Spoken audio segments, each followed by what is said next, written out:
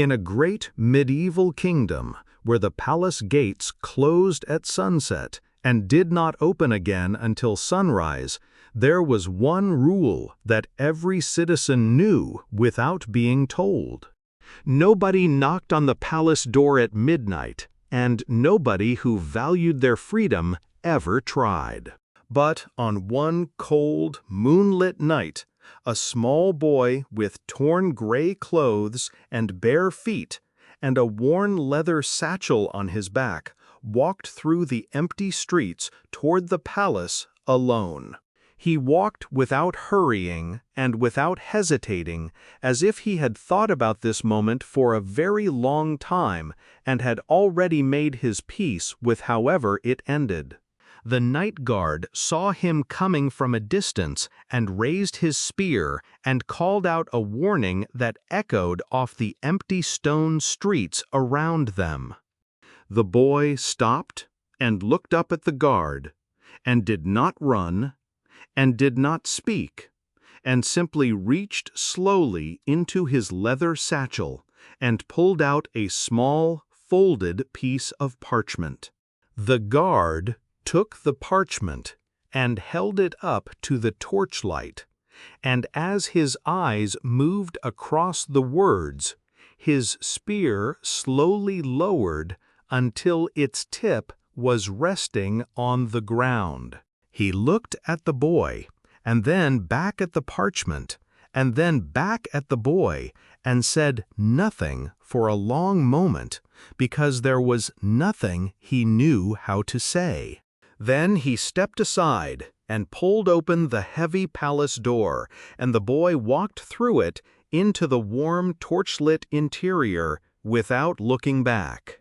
And the guard stood alone at the open gate, holding the parchment in the cold night air, wondering what exactly he had just let into the palace and what would be different by morning. The boy walked through the grand palace corridors as if he had always known how to move through places where he did not belong. The torches flickered as he passed, and the boy noticed everything the way only someone who has learned to read the world ever truly does. The night guard caught up and walked beside him now, no longer as a captor, but as a man who was no longer sure what role he was playing. They reached the throne room doors, and the guard stopped, because nothing had prepared him for opening these doors at midnight for a barefoot boy in torn clothes. The doors opened, and the boy stepped inside, and the throne room at midnight was a completely different place from what it was in daylight. At midnight, it was just a large stone room with an empty throne, and a small boy standing before it with unreadable eyes. The guard left and went to wake the king, and the boy sat on the cold stone floor and waited with the patience of someone who has learned that waiting is all he has. The king appeared in the doorway without his crown, with the expression of a man who had not slept enough in a very long time. But when he saw the boy sitting calmly on the floor in torn clothes with bare feet, every word he had prepared to say disappeared completely. He walked forward until he was standing before the boy and knew immediately that whatever had brought this child here at midnight was not a small thing. The king sat down on the throne steps and looked at the boy and asked him quietly who he was and how he had come to carry a royal seal. The boy reached into his leather satchel and placed several old folded documents on the stone floor between them one by one. The king picked up the first document and read it slowly, and his expression changed in a way that made the torches seem to burn lower. He read the second document, and then the third, and with each one the weight on his face grew heavier, and his hands grew less steady. When he finished the last document, he set it down and sat in complete silence, staring at the floor for a long time. The boy watched him without speaking, because he had carried these documents long enough to know that they needed time to land. Finally, the king looked up and asked the boy how he had found these papers and where he had been all this time. The boy answered simply and clearly and without any anger in his voice, which was the thing that broke the king more than anything else. The king stood and walked to the window and looked out over his dark, sleeping kingdom and said nothing for a very long time. Then he turned around and looked at the boy, and his eyes were different now, quieter and older, and carrying something they had not carried before. The king walked back to the boy and extended his hand and helped him up from the cold stone floor without saying a word. They stood facing each other in the empty midnight throne room, and the king looked at the boy for a long moment before he finally spoke. He said, "I have ruled this kingdom for 30 years, and tonight a barefoot boy has shown me something no advisor ever could." The boy looked at the king and said, "I did not come here for revenge, and I did not come here for gold." And the king nodded slowly and said, "I know."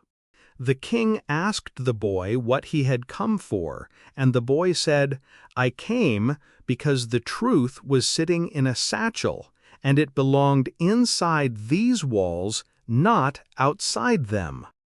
The king closed his eyes for a moment, and when he opened them again, something in his expression had settled into a quiet and permanent kind of change. He led the boy through the palace corridors, and this time the boy walked beside him, not behind him, and not below him. The king opened the doors to a warm chamber with a fireplace and food on the table, and said, "This room is yours for as long as you choose to stay." The boy stood in the doorway and looked at the warm room, and then looked at the king and said, "I have never had a room before." And the king said, "I know, and I am sorry." Those 4 words, "I know," and "I am sorry," fell into the silence between them and stayed there like something that could never be taken back, but also could never be enough. The boy walked into the warm room and set his worn leather satchel down carefully on the floor beside the fireplace. He sat in the chair by the fire and looked at the flames, and for the first time in as long as he could remember, he did not have to think about where he would sleep. The king stood in the doorway watching him and said nothing, because there was nothing left to say that the silence was not already saying better. Then the king turned and walked back through the corridor, and the sound of his footsteps faded until the boy was completely alone with the warmth and the quiet. The boy reached into his satchel one more time and took out the first document, the one with the royal seal, and looked at it for a long moment. Then he folded it carefully and placed it on the table beside him, because it had done what it needed to do and he did not need to carry it any more. Outside the palace, the night was still cold, and the streets were still empty, and the night guard was still standing at his post, thinking about the boy he had let through the door. Inside the palace, the king sat alone in his throne room and looked at the empty floor where the documents had been spread out and thought about all the years that had passed while a boy walked the streets with the truth in a leather satchel. When the first light of morning came through the palace windows, the boy was already awake, sitting by the dying fire with his hands in his lap and his eyes open and clear. The king came to the door of the chamber early before anyone else in the palace had risen and knocked quietly, and the boy said, "Come in," without any surprise in his voice. The king entered and sat across from the boy, and for a while neither of them spoke. And the silence between them was not uncomfortable, but full. Then the king said, "I want to know everything about the years you spent outside these walls." And the boy said, "That is a long story." And the king said, "I have time." And so the boy talked, and the king listened, and the morning light grew stronger through the palace windows as the hours passed. The boy told him about the cold winters and the empty stomachs and the doorways he had slept in, and the king listened to every word without looking away.